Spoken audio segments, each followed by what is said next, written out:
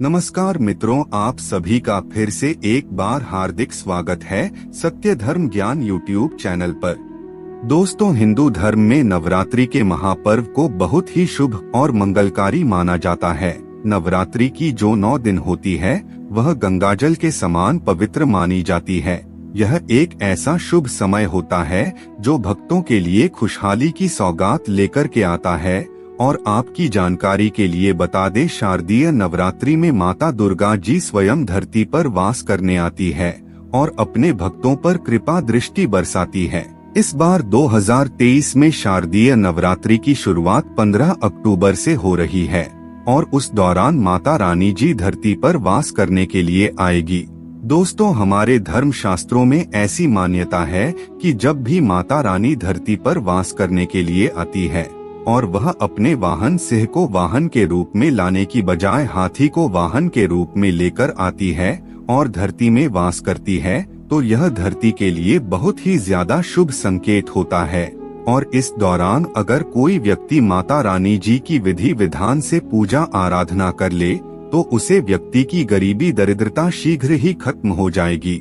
मान्यताओं के अनुसार शारदीय नवरात्रि में की गई पूजा आराधना से आपको माता दुर्गा जी का वह वरदान और आशीर्वाद मिलता है जिसके बाद आपके घर की बरकत होती है और आपके घर की उन्नति भी होती है, क्योंकि माता रानी जी के आशीर्वाद से आपके घर के ऊपर सकारात्मक ऊर्जा का वास बन जाता है। आपके घर के प्रत्येक सदस्यों को अपार सफलताओं की प्राप्ति होती है। दोस्तों, साल 2023 में शारदीय नवरात्रि 15 अक्टूबर से पूरे 9 दिनों तक चलेगी और 23 अक्टूबर 2023 के दिन समाप्त होगी।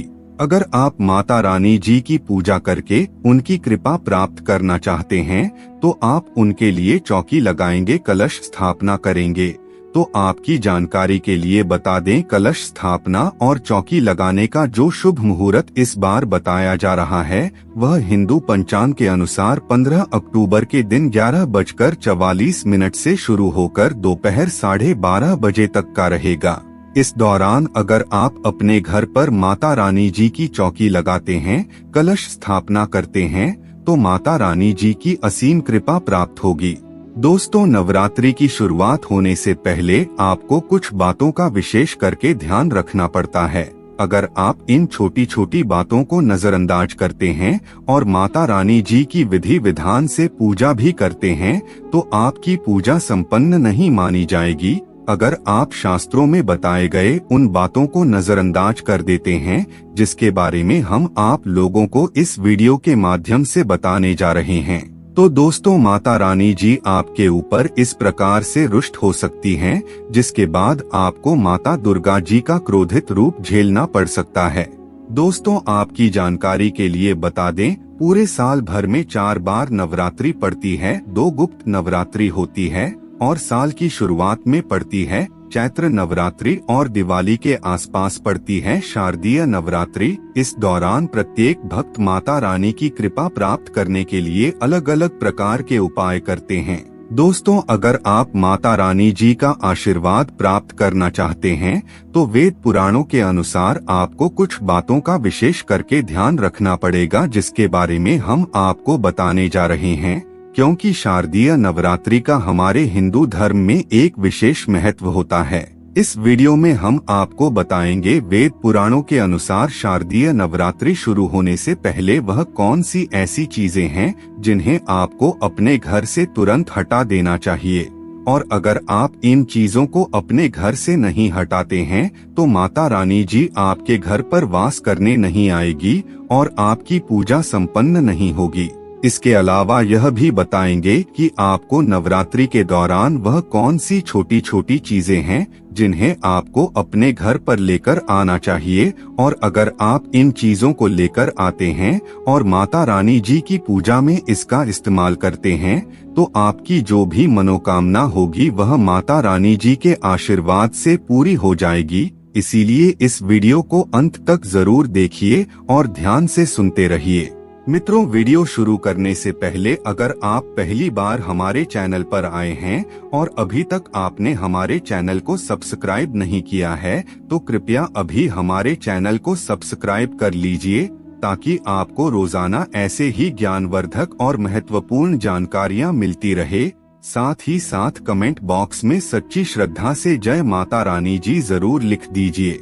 सबसे पहले हम आपको यह बता देते हैं कि शारदीय नवरात्रि शुरू होने से पहले वह कौन सी ऐसी चीजें हैं जिन्हें घर पर लाकर के माता रानी जी के पूजा में इस्तेमाल करेंगे तो साक्षात आपको माता रानी जी का आशीर्वाद मिलेगा। तो सबसे पहली चीज है घंटी। जी हाँ मित्रों, चाहे आप व्रत रखें या फिर ना रखें, नवरात्रि के दौरान अगर आप माता रानी जी की पूजा पाठ करेंगे तो माता रानी जी का आशीर्वाद आपको जरूर मिलेगा। और जब भी माता रानी जी की पूजा की जाती है तो कभी भी मौन रहकर के पूजा नहीं की जाती है। माता रानी जी की पूजा में हमेशा घंटी बजा करके पूजा करनी चाहिए। अगर आप नवरात्रि के दौरान माता रानी जी के पूजा में घंटी बजाकर उनकी पूजा करेंगे तो साक्षात आपको माता रानी जी का वह वरदान और आशीर्वाद मिलेगा, जिसके बाद आपकी कैसी भी मनोकामना हो वह जरूर पूरी होगी। दूसरी चीज जो आपको नवरात्रि शुरू होने से पहले घर पर लेकर आनी है वह है शंख। जी हाँ दोस्तों, शंख की ध्वनि से घर की नकारात्मक शक्तियों का नाश हो जाता है और अगर आप नवरात्रि के दौरान शंख का प्रयोग करेंगे तो माता रानी जी के आशीर्वाद के साथ साथ आपको भगवान विष्णु जी का भी आशीर्वाद मिलेगा। तीसरा है गंगा जल। दोस्तों, नवरात्रि शुरू होने से पहले आपको अपने घर पर गंगा जल लेकर आना है। आपको मार्केट में गंगा जल 20 से 30 रुपए में आसानी से मिल जाएगा। गंगा जल लाने के बाद आपको नवरात्रि के पूरे 9 दिनों तक अपने घर में गंगा जल का छिड़काव करना है। चौथी चीज है त्रिशूल। अगर आपके गुप्त शत्रु हैं और वह आपको नुकसान पहुंचाना चाहते हैं तो ऐसे में आपको नवरात्रि शुरू होने से पहले एक त्रिशूल लेकर के आना है और उसे अपने घर के मुख्य द्वार पर रख देना है। अगर आप चाहें तो इसे माता रानी जी के चौकी पर भी स्थापित कर सकते हैं। अगर आप इतना उपाय करते हैं तो इससे आपके जो भी शत्रु होंगे वह आपका बाल भी बांका नहीं कर पाएंगे। दोस्तों, यह तो हो गए नवरात्रि शुरू होने से पहले घर लाने वाली चीजें। आइए अब जान लेते हैं कि नवरात्रि शुरू होने से पहले आपको अपने घर से कौन कौन सी चीजें हटानी है। सबसे पहली चीज है अंडे और अंडे की ट्रे। दोस्तों, अगर आप तामसिक चीजों का सेवन नहीं करते हैं, अंडा मछली जैसी चीज नहीं खाते हैं और आप अपने घर पर नवरात्रि के दौरान अंडा रखते हैं या उसका ट्रे रखते हैं तो आपकी पूजा संपन्न नहीं मानी जाएगी। इसीलिए आपको नवरात्रि शुरू होने से पहले अंडे और अंडे की ट्रे को हटा देनी है। दूसरी चीज है शराब की बोतल। दोस्तों, अधिकतर लोग ऐसे हैं जो शराब का सेवन करते हैं लेकिन शराब पीने के बाद वह शराब की बोतल अपने घर पर ही रख देते हैं। तो ध्यान रखिए कि नवरात्रि शुरू होने से पहले आपको अपने घर से इन सब चीजों को हटा देना है, अन्यथा माता रानी जी आपसे रुष्ट हो सकती हैं और आपको अपने जीवन में कई प्रकार की परेशानियों का सामना करना पड़ सकता है। तीसरी चीज है बंद घड़ी। दोस्तों, नवरात्रि शुरू होने से पहले अगर आपके घर में बंद घड़ी रखी हुई है तो उसे ठीक करवा लीजिए या फिर उसे घर से बाहर निकाल दीजिए, अन्यथा आपके जीवन में कई प्रकार की परेशानियां उत्पन्न हो सकती है। इसके अलावा अगर आपके घर में जाले मकोड़े हैं तो उसे भी आपको नवरात्रि से पहले साफ कर लेना है, क्योंकि घर की सफाई करने से माता रानी जी अत्यंत प्रसन्न होती हैं और तुरंत आशीर्वाद दे देती हैं।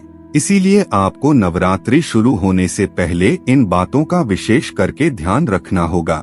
मित्रों, आज की वीडियो में बस इतना ही। फिर मिलते हैं किसी नई जानकारी के साथ, तब तक के लिए धन्यवाद।